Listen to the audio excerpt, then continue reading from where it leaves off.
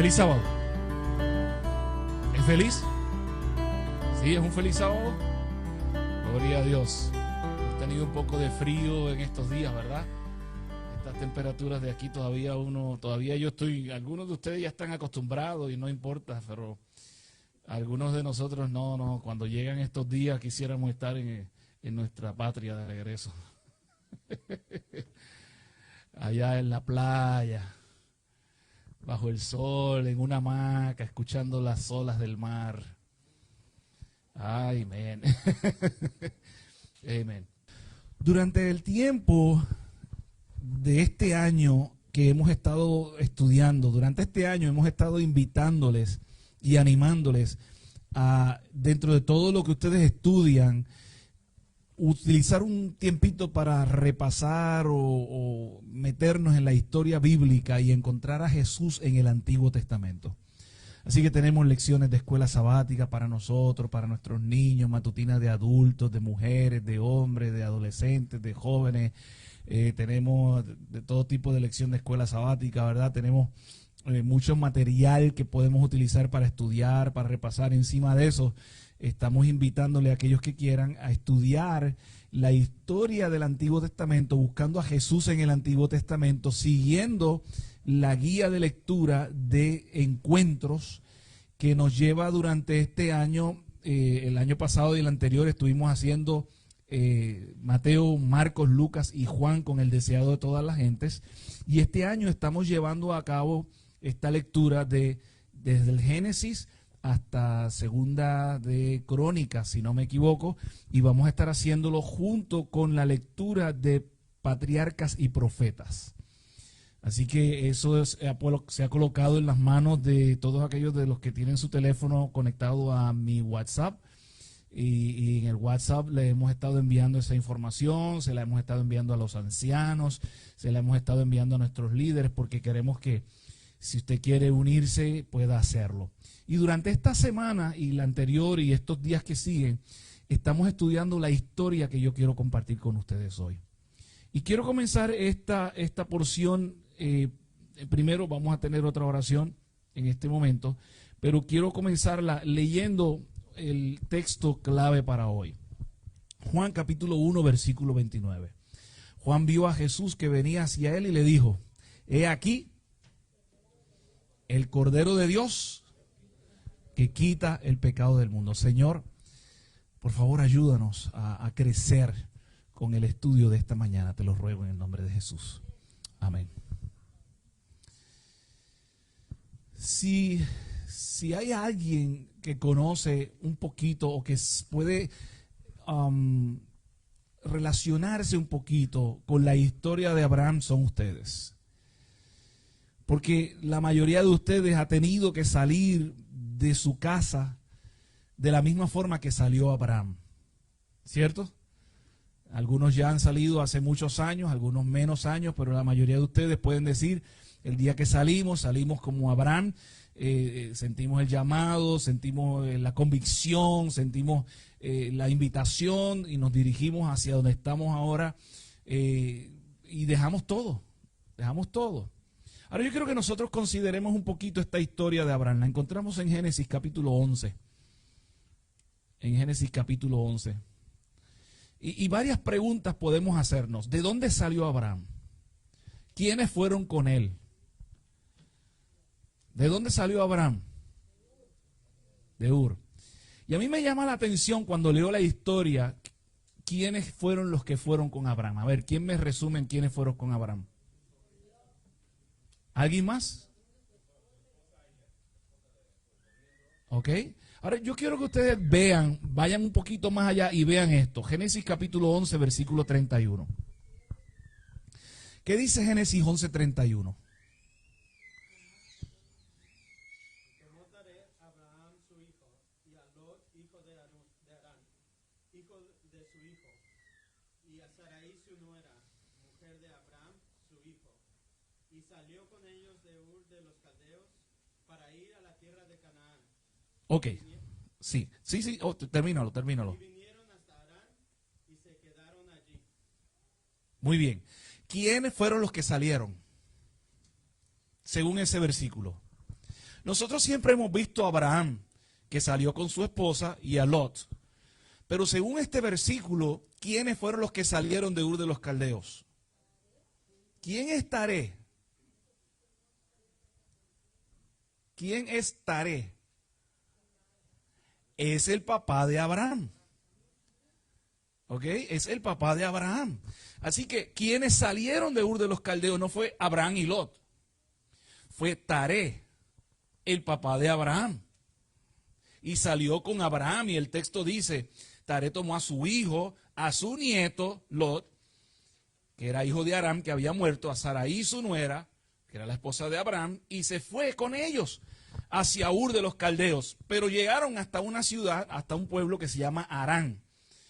Que cuando usted mira el mapa, ellos salen de aquí, vean, si usted se imagina el mapa, salen de aquí y tienen que subir para entonces bajar a Canaán. Pues antes de llegar a la cumbre ahí para subir y empezar a bajar, ahí está Harán, y ahí se detuvieron. Y para mí es muy interesante, y cuando yo lo veo digo, pongo esta expresión dentro del subtítulo que pongo en mi sermón y digo, esto de salir de Ur de los Caldeos es un asunto familiar. Es un asunto de familia, es un asunto que involucra a toda la familia. Cuando el Señor nos llama para ir al reino de los cielos, para la salvación, Él no quiere que lo hagamos solos. Él nos invita, y por eso en la palabra de Dios dice que el que creyere, cree y será salvo tú y quién. Y tu casa, el Señor Dios Todopoderoso quiere que nosotros lleguemos al cielo, pero no solos. Y aquí vemos que es al padre de Abraham, a Taré, quien toma a su familia y sale de Ur de los Caldeos. Muy interesante detalle. Ahí yo veo entonces la fe de Taré, quien es de la descendencia de los hijos que habían sido fieles a Dios. La fe de Taré en salir de ese lugar y llevarse a Abraham, su hijo, y a su familia. Ahora vamos a ver un poquito la fe de Abraham. Entonces vamos a Génesis capítulo 12. Y en Génesis capítulo 12, nosotros entonces encontramos la invitación que Dios le hace a Abraham. Ya encontramos en los primeros versículos que entonces Dios le había dicho a Abraham, le dice a Abraham, Abraham, toma lo que tienes y sal a la tierra que yo te he prometido, ¿cierto? Y entonces el versículo 4 dice, y Abraham se fue ¿cómo? Como Jehová le había dicho, y Lot fue con él. Y Abraham tenía 75 años cuando salió ¿de dónde? ¿Cuánto tiempo pasó desde que salió de Ur de los Caldeos? Se estacionaron, porque la historia dice que Taré tomó a su familia y se ubicaron, se estacionaron, se plantaron sus tiendas, hicieron su nueva casa en Harán, hasta que entonces Dios le dijo, sal de aquí y vete a la tierra que yo te prometí. Y la pregunta que viene a mi mente, que para nuestra aplicación también es, ¿cuántas veces Dios nos ha dicho o nos ha invitado a llegar a la tierra prometida, pero en el camino nosotros nos detenemos por alguna razón? En el camino nos hemos detenido, en el camino nos hemos aguantado, hemos colocado nuestras tiendas en el camino. Pues Dios entonces ahora le hace la invitación nuevamente y le recuerda que debían salir. Y me llama la atención porque entonces el versículo 5 dice, y salieron para ir a tierra de Canaán, dice la versión Reina Valera antigua. Salieron para ir a la tierra de Canaán. ¿Y a dónde llegaron? A Canaán llegaron. Salieron para Canaán y a Canaán llegaron. La vida de Abraham tiene muchos momentos, muchas situaciones que son para nuestra enseñanza. Llegan a Canaán y vamos entonces a saltar algunos capítulos y algunos versículos para ustedes. Génesis capítulo 12, versículo 10 dice que en Canaán vino hambre. Y aquí vamos a ver algunos de las caídas o de las situaciones difíciles que tuvo Abraham, porque Abraham lo conocemos como el padre de ¿qué? El padre de la fe. A nosotros a veces, claro, no nos gusta recordar las cosas negativas, ¿cierto? Veníamos compartiendo con mi esposa sin querer, ¿no? Hablando de de cómo nosotros en la internet, en Facebook y eso, cuando ponemos las cosas, ¿qué es lo que queremos poner? Y mi esposa le decía a una amiga, cuando tú ves una foto de nosotros y nos ves todos felices y ves sonrisas en nosotros, no te creas que es que no hay dificultades, que no hay problemas, que no han pasado cosas difíciles, claro, pero cuando ponemos nuestro mensaje, nosotros no queremos poner un mensaje en los medios que sea un mensaje de tristeza, un mensaje de llanto, un mensaje que deprima a las personas que lo lean, queremos poner mensajes que alegren a las personas, ¿cierto? Así que a veces no prestamos un poquito de atención a que el padre de la fe era un hombre igual que nosotros. Y me llama la atención que Elena G. de White utiliza esta expresión para hablarnos a nosotros acerca de nuestra misión como pueblo de Dios, de lo que nos corresponde para ir a ayudar a la gente, predicar a la gente. Y dice que Dios no ha escogido a ángeles que nunca pecaron para llevar el evangelio. Ha escogido a hombres y mujeres con los mismos defectos de carácter de aquellos a quienes tratamos de salvar. Así que cuando nosotros tratamos de salvar a alguien en el nombre de Jesús, tenemos que tener en mente que Dios nos ha colocado en esa posición porque nosotros hemos tenido defectos de carácter, que tenemos a veces todavía luchas en nuestros defectos de carácter y que Dios nos ha ayudado, y de la misma forma que Dios nos ha ayudado, puede ayudar ¿a quién? A los demás. Y por eso es que estamos en esa posición, porque Dios ha tenido misericordia de mí. Y ahora yo puedo compartir esa misericordia con otros. Ahora miren la historia de Abraham. Génesis capítulo 12, versículo 10, llegó hambre, llegó un momento difícil, llegan situaciones difíciles. Y Abraham arranca ¿hacia dónde? A Egipto. Pero cuando está llegando a Egipto, capítulo 12, versículo 11, dice que se preocupó porque tenía una esposa bella, así bella como mi esposa, así. Hermosa y maravillosa. Y Abraham le dijo a su esposa, mira, esta gente en Egipto, cuando te vean y vean lo bella que tú eres, me van a matar a mí para quedarse contigo. Así que dile a todo el mundo que tú eres mi hermana.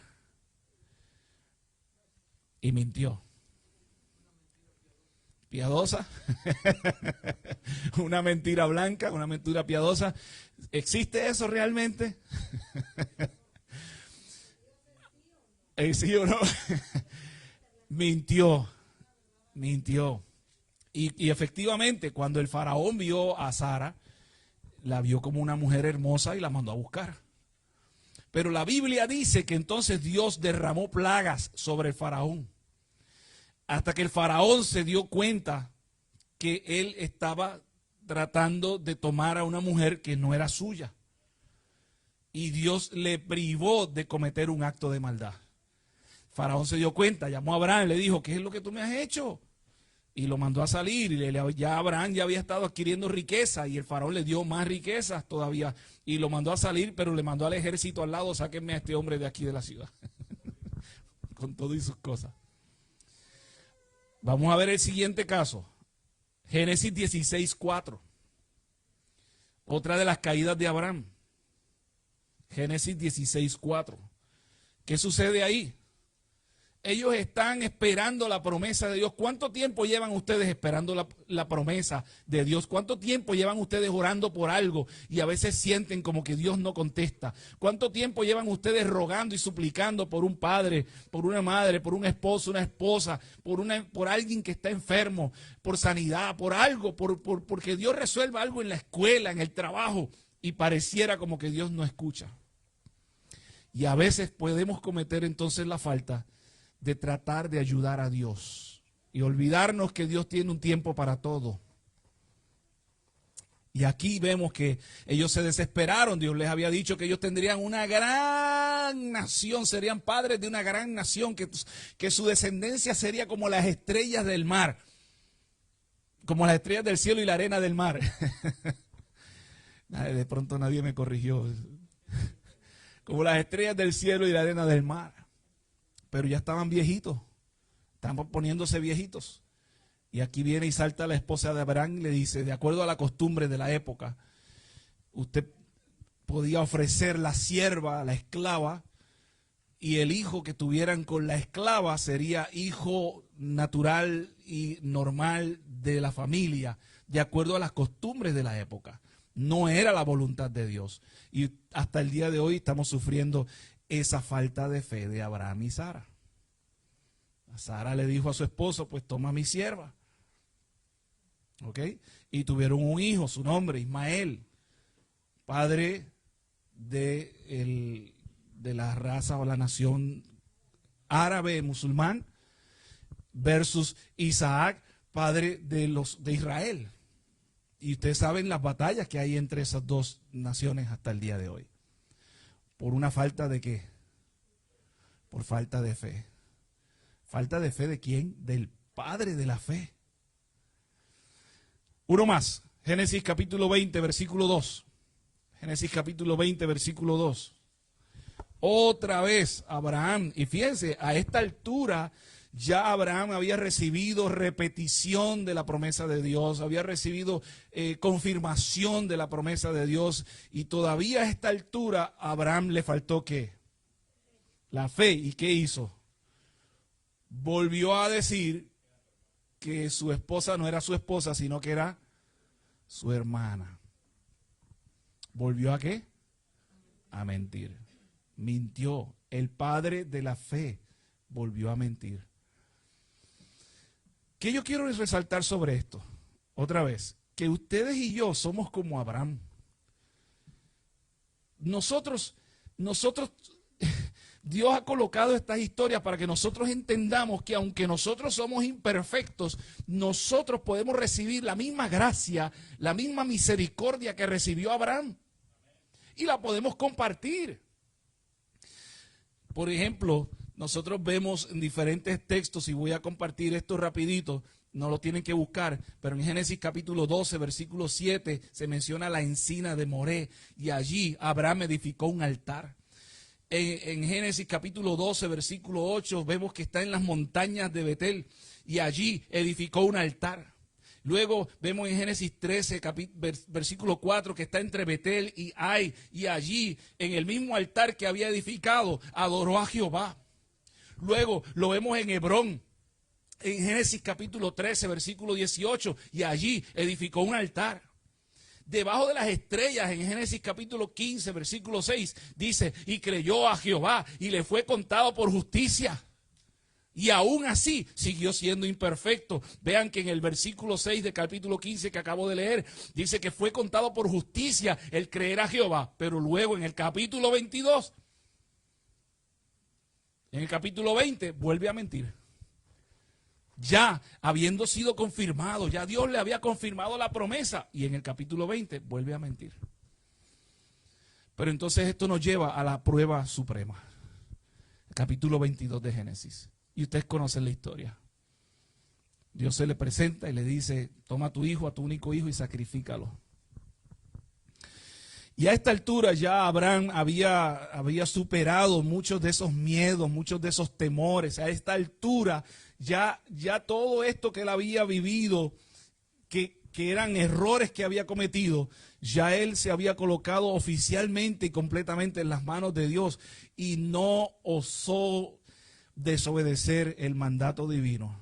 Y usted conoce la historia, fue una historia muy pesada, esos días fueron pesados para Abraham.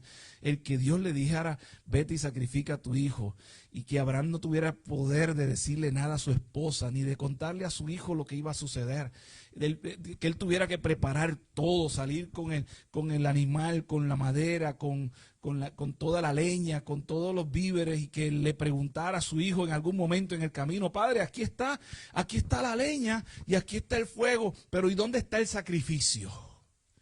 No puedo sino tratar de imaginarme cuál era el pensamiento, el sentir, el pesar de Abraham mientras caminaba hacia el monte Moria para hacer el sacrificio de su hijo. Él sabía, y cuando leemos los comentarios, él sabía que Dios podría resucitar a su hijo, porque Dios le había dicho que era con ese hijo que vendría la promesa de que su nación sería como las estrellas del cielo. Él lo sabía. Pero señores, 18 años su bebé. Y ahora Dios le daba esa orden terrible. Pero en el proceso Abraham demostró que ya él había entregado todo a Dios. Todo a Dios. Y si Dios le había dado todo lo que tenía y Dios le pedía a su hijo, aunque le doliera, él lo iba a hacer. Y me impresiona cuando patriarcas y profetas, en una forma maravillosa, Elena G. de White nos cuenta cómo su hijo, que era fuerte para defenderse, pudo haber salido corriendo, pudo haber huido de la escena. Pero cuando Abraham le dijo a su hijo, que vuelve y le pregunta, padre, pero aquí está la leña, aquí está el fuego, ¿dónde está el sacrificio? Y Abraham le dice, Dios se me apareció y me dijo esto, estas son las órdenes de Dios. Cómo su hijo mismo le ayudó a Abraham a atar los lazos, porque Abraham temblaba al hacerlo. Y su hijo fue sumiso a la orden divina. Eso para mí es sumamente impresionante. Su hijo fue sumiso a la orden de Dios y ayudó a su padre a atarse. Entonces vemos Génesis capítulo 22, versículo 14. ¿Qué dice Génesis 22, 14?